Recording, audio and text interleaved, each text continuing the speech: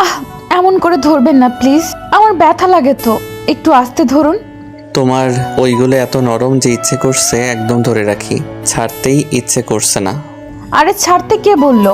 আজ আমাদের বাসর রাত, আজ রাতে তো আপনি আমার সব ধরবেন, অনেক আদর করবেন, অনেক কিছু হবে আমাদের মাঝে, কিন্তু একটু আস্তে ধীরে করলে ভালো, তাই বলছিলাম। আহ, তাই শোনা, জানো আমি একটা আদর পাগল ছেলে। আমার স্ত্রীকে আদর করার নেশার লোভ আমি একদম সামলাতে পারি না। এতটা আদর পাগল আমি যে কি বলবো। তাই নাকি? তো গার্লফ্রেন্ডকে প্রেগনেন্ট করেছেন কতবার? মানে এসব কি বলছো? আমি তো তোমার কথাটার মানে বুঝতে পারলাম না। অধরার কথাটা শুনে অয়ন রীতিমতো চমকে যায়। বাসর রাতে গার্লফ্রেন্ডকে আর কতবার প্রেগনেন্ট করেছে বর, তা হয়তো কোনো স্ত্রী জানতে চায়নি। তবে অধরা অন্য সকল মেয়েদের মতো একদমই নয়, কারণ অধরার মনে যা চলে সে মুখে তাই বলে। আড়াল করে কথা বলার মতো ক্ষমতা এক কথায় তার নেই বললেই চলে। তবে অয়ন বেচারা তো আর অধরার এই কথাটা শোনার জন্য মোটেও প্রস্তুত ছিল না, তাই একটু বিষম খেলো। অয়ন কথাটা বলতেই অধরার ঘোমটা দেওয়া মুখের উপর কৌতূহলপূর্ণ দৃষ্টি নিক্ষেপ করে তাকিয়ে আছে। অধরা ঘোমটার মধ্যে থেকেই অয়নকে উদ্দেশ্য করে বলতে লাগলো, আরে না বোঝার কি আছে, বর্তমানে তো ছেলেদের সিঙ্গেল পাওয়াই যায় না। আর আপনি তো বললেন যে আপনি আদর পাগল ছেলে, তাই বললাম আপনার গার্লফ্রেন্ড প্রেগনেন্ট হয়েছে কতবার। আমি এমন ছেলে না, আমার অবৈধ জিনিসে কোনো লোভ নেই, আর না আমার কোনো গার্লফ্রেন্ড ছিল। আমি একদম পিওর সিঙ্গেল। বাবা, তাই নাকি? বিশেষ করতে একটু কষ্ট হচ্ছে আর কি। বাই দ্য ওয়ে, আপনার ভয়েসটা না আমার বেশ চেনা চেনা লাগছে, খুব কাছের কেউ মনে হচ্ছে। এই ভালো কথা বলেছ তো, তোমার কণ্ঠটাও আমার বেশ পরিচিত লাগছে। ব্যাপার কি? দুজনের মনের মধ্যে এক প্রশ্ন হঠাৎ করে কি করে এলো? ব্যাপারটা তো তখনই বোঝা যাবে যখন আমার মুখের ওপর থেকে ঘোমটাটা তুলবেন। আর কত সময় লাগাবেন বলুন তো? বকবক না করে ঘোমটাটা তো তুলুন। হ্যাঁ তুলছি সোনা, কথার তালে তালে তোমার মুখের উপর থেকে ঘোমটাটা তোলার কথাই ভুলে গেছি। ওয়েট।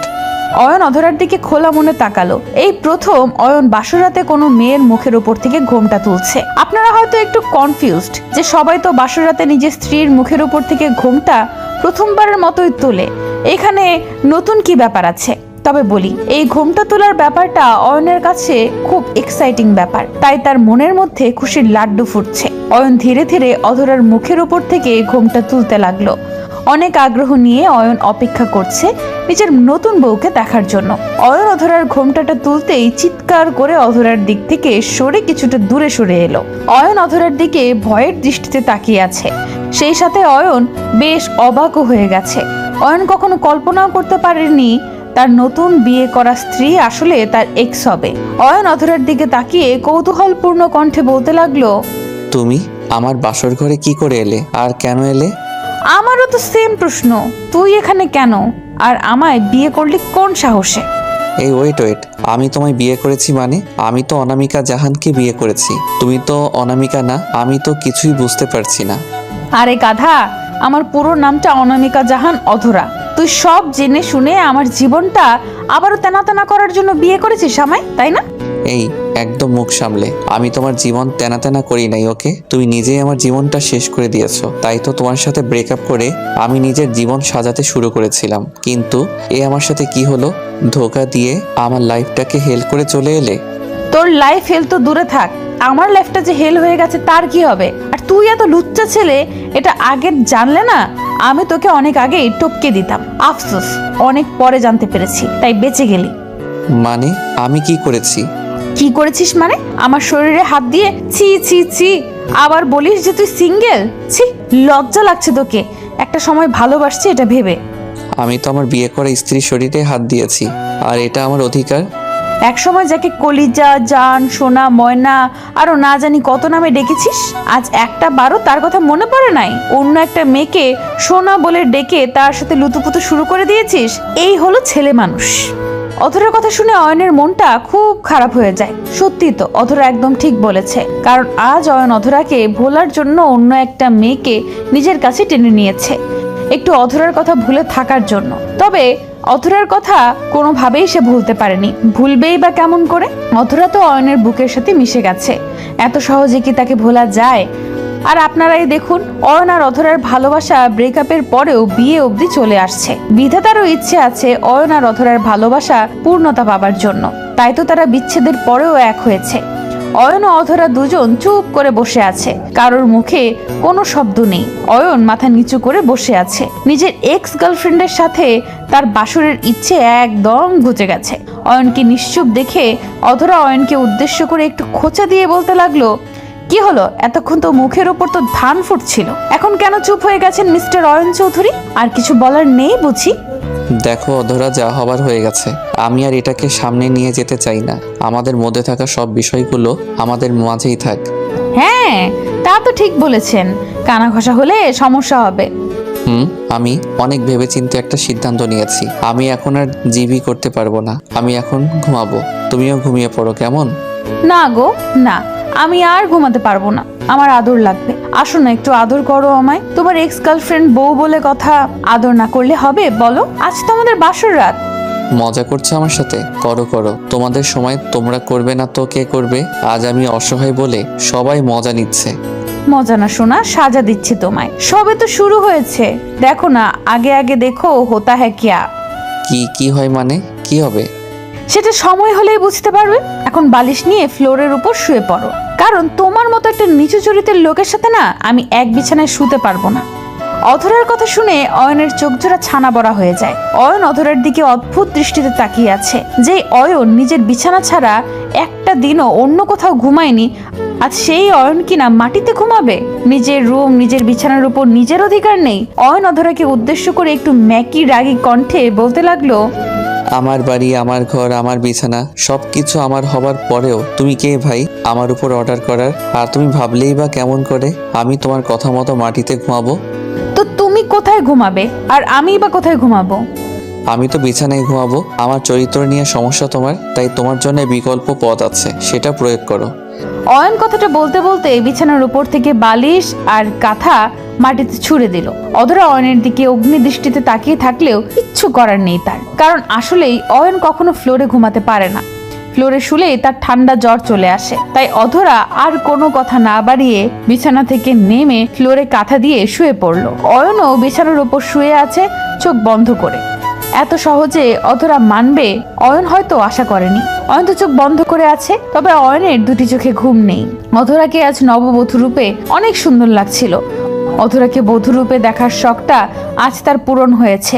অয়ন আপন মনে ভাবছে, খুব তো ভালোই ছিলাম আমরা। একটা সামান্য ভুল বুঝাবুঝির কারণে আজ আমরা কত দূরে চলে আসছি। এতটা দূরত্ব তৈরি হয়েছে যে আমরা একে অপরকে সহ্য পর্যন্ত করতে পারছি না। তবে বিধাতা দিন শেষে আবারও আমাদের এক করে দিল। অধরা এখনো কি বলবে আমাদের ভালোবাসা মিথ্যা? এটা সত্যি ভালোবাসার গল্প, যেখানে মিথ্যের ঠাঁই নেই। অয়ন কথাগুলো ভাবতে ভাবতে আনমনে হেসে ফেলল। অধরাকে দেখতে ভীষণ ইচ্ছে করছে তার, তাই অয়ন অধরার বিপরীত মুখ থেকে অধরার দিকে মুখ ফিরিয়ে তাকালো। অধরা চোখ বন্ধ করে আছে, মনে হচ্ছে খুব ক্লান্ত, তাই শুয়ে পড়তেই ঘুমিয়ে গেছে। অয়ন অধরার দিকে তাকিয়ে মুচকি হেসে বিছানা থেকে উঠে পড়ল। অধরা মাটিতে শুয়ে থাকবে আর অয়ন বিছানায়, এটা তো কোনোদিন সম্ভব নয়। অয়ন অধরার পাশে হাঁটু গেড়ে বসে পড়ে। অধরা কপালে নিজের ঠোঁট জোড়া ছুঁয়ে দিয়ে অধরাকে কোলে তুলে নিয়ে বিছানায় শুইয়ে দিল। আর অধরার অসুবিধা হবে দেখে নিজে সোফার উপর হেলান দিয়ে ঘুমিয়ে পড়ল। ভোরের আলো চোখের উপর পড়তেই অয়নের ঘুম ভেঙে যায়। অয়ন চোখ জোড়া মিলতেই দেখতে পেল অধরা এখনো বিছানায় শুয়ে আছে। অয়ন সোফা থেকে উঠে ফ্রেশ হতে চলে যায়। ফ্রেশ হয়ে রুমে আসতেই অয়ন দেখতে পায় অধরা বিছানায় বসে আছে, আর তাকে দেখে বেশ বোঝা যাচ্ছে যে সে অনেকটা রেগে আছে। অয়নকে ফ্রেশ হয়ে আসতে দেখেই অধরা বেশ শক্ত গলায় বলতে লাগলো, এই তোর সাহস হয় কি করে আমায় বিছানায় শুইয়ে দেওয়ার? তোর কি কথা মাথায় ঢোকে না? তুই ফ্লোরে শুলে তোর ঠান্ডা জ্বর হবে। আর কত বোঝাবো তোকে, বল আমায়। এই জন্যই তোর সাথে রিলেশন রাখি নাই আমি, অসহ্যকর ছেলে একটা। অধরা কথাটা শুনে অয়ন একটু চমকে যায়। অয়নের জন্য এখনো এত চিন্তা হয় অধরার? বিষয়টা বুঝতে পেরে অয়ন একটু চমকে যায়। অয়ন হয়তো ভেবেছে অধরা তাকে মন থেকে ভুলে গেছে, কিন্তু না, আজ অধরার কথায় বেশ বুঝতে পারা গেল যে অয়নের জন্য তার মনের মধ্যে ঠিক এক জায়গাটাই আছে, শুধুমাত্র মনের মধ্যে একটু অভিমান জমে আছে। অয়ন অধরাকে উদ্দেশ্য করে মৃদু কণ্ঠে বলতে লাগলো, আমি জানি আমার ঠান্ডা জ্বরের সমস্যা আছে, তাই তো আমি সোফায় ঘুমিয়েছি, তাও শান্তি সহকারে। আমার বিছানায় শুয়ে থাকতে একদম ইচ্ছে করে না। সত্যি তো নাকি মিথ্যা বলছিস আমায়? তোর তো মিথ্যা বলার উপর ডিগ্রি আছে। মিথ্যা না, সত্যি বলছি। আর আমি কখনো তোমায় মিথ্যে বলি নাই। আমার সত্যি যদি তোমার কাছে মিথ্যা মনে হয়, তবে আর কি বলার আছে আমার? মুখের কথা নয়, আমি নিজের চোখে দেখেছি। আর যা আমি নিজের চোখে দেখেছি তা কখনোই মিথ্যা হতে পারে না। অনেক সময় চোখের দেখাও ভুল হয়। সম্পূর্ণ না জেনে সিদ্ধান্ত শোনানোর কাজটা তোমার, আমার নয়। অয়ন কথাটা বলতেই রুম থেকে হন হন করে বেরিয়ে যায়। অধরাও বিছানা থেকে নেমে ফ্রেশ হতে চলে যায়। অয়ন আর অধরার এত সুন্দর ভালোবাসা মাঝে বাধা হয়ে দাঁড়ায় একটা ভুল বোঝাবুঝি। অয়ন আর অধরার ব্রেকআপ হবার 2 দিন আগে অধরা ক্যাম্পাসের ক্যান্টিনে আসে, আর সেই সময়ে ক্যান্টিন একদম ফাঁকা ছিল। অধরা ক্যান্টিনে আসতেই দেখতে পায় অর্পি অয়নকে শক্ত করে জড়িয়ে ধরে আছে, আর অয়নের হাত জোড়া অর্পির পিঠের উপর আছে। নিজের ভালোবাসার মানুষটির পাশে অন্য কাউকে কেউ কখনো সহ্য করতে পারে না, অধরাও পারেনি। অধরা এই দৃশ্যটা দেখে সেইখানে আর এক মুহূর্তও থাকতে পারলো না। হন হন করে ক্যান্টিন থেকে সোজা বাড়ি চলে আসে সে। তারপর অয়নের সাথে সমস্ত যোগাযোগ বন্ধ করে দেয় অধরা। অয়ন অনেকবার অধরাকে সত্যিটা বুঝিয়েছে, তবে অধরা অয়নের কোনো কথাই শোনেনি। তারপর আর কি, ব্রেকআপ হয়ে যায় তাদের। অধরা ফ্রেশ হয়ে এসে রুম থেকে বেরিয়ে খাবার টেবিলের দিকে আসতে লাগলো। সিঁড়ি দিয়ে নামার সময় অধরার চোখ পড়লো আচমকা অয়নের দিকে। অয়ন কোনো এক মেয়ের সাথে দাঁড়িয়ে কথা বলছে। অধরা ভালো করেই দেখতে পেল এই মেয়েটি আর কেউ নয়, বরং অর্পি। অধরা পা টিপে সিঁড়ির উপর দাঁড়িয়ে আড়ি পেতে অয়ন আর অর্পির কথা শুনতে লাগলো। অর্পি অয়নকে উদ্দেশ্য করে বলছে, তুমি বিয়ে করেছো আর আমায় বললে না, এটা কি ঠিক হলো? আমি আমাদের ভাবির সাথে আড্ডাও দিতে পারলাম না, এটা কিন্তু একদম ঠিক করলে না অয়ন। আরে দূর, আমি তো বিয়েটা তাড়াতাড়ি করেছি, তাই কাউকে বলা হয়নি। আর আমার বিয়ে তোকে আর আহাতকে বলবো না তা কি করে হয়? আচ্ছা, আহাত কোথায়? ও তো ভাবির জন্য গিফট আনতে গেছে, এখনো আসতে পারেনি। এই ছেলেটাকে নিয়ে আর পারি না, সব সময় লেট। একটু লেট করা ভালো। অয়ন আর অর্পির কথাগুলো অধরা বেশ মনোযোগ দিয়ে শুনছে। তবে অয়ন আর অর্পির কথা শুনে এটা কোনোভাবেই বোঝা যাচ্ছে না যে তারা গার্লফ্রেন্ড বয়ফ্রেন্ড, বরং মনে হচ্ছে অয়নের কথা সত্যি। কারণ অয়ন অধরাকে বলেছে অর্পি অয়নের বোনের মতো, তাছাড়া আর কিছু না। অয়ন আর অর্পির কথা শুনে অধরার মনের মধ্যে থাকা ভুলটা ভেঙে যায়। অধরা নিজের উপর নিজের রাগ হচ্ছে। একটা ভুল বোঝাবুঝির কারণে আজ তারা কতটা দূরে। অধরা সিঁড়ি থেকে পা পিছলে পড়ে যেতে নিল। অয়ন সিঁড়ির দিকে তাকিয়ে অধরাকে পড়ছে দেখতে পেয়েই দৌড়ে অধরার দিকে ছুটে এলো, আর অধরাকে শক্ত করে জড়িয়ে ধরে অধরাকে সেভ করলো। অয়ন অধরাকে জড়িয়ে ধরে বলতে লাগলো, তুমি ঠিক আছো তো?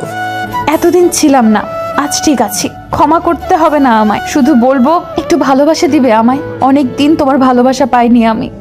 একটু না, আমার হৃদয়ের সব ভালোবাসা তোমায় দিব। অবশেষে তাদের মধ্যে থাকা ভুল বুঝাবুঝির অবসান হলো। আমরা একদিক ভেবে সিদ্ধান্ত নিয়ে অনেক সময় ভালো ভালো সম্পর্ক নষ্ট করে দেই, যেটা আসলেই উচিত নয়। সত্যিটা ভালো করে জেনে তারপর সিদ্ধান্ত নেওয়া উচিত, এতে করে ভালোবাসা সুন্দর হবে।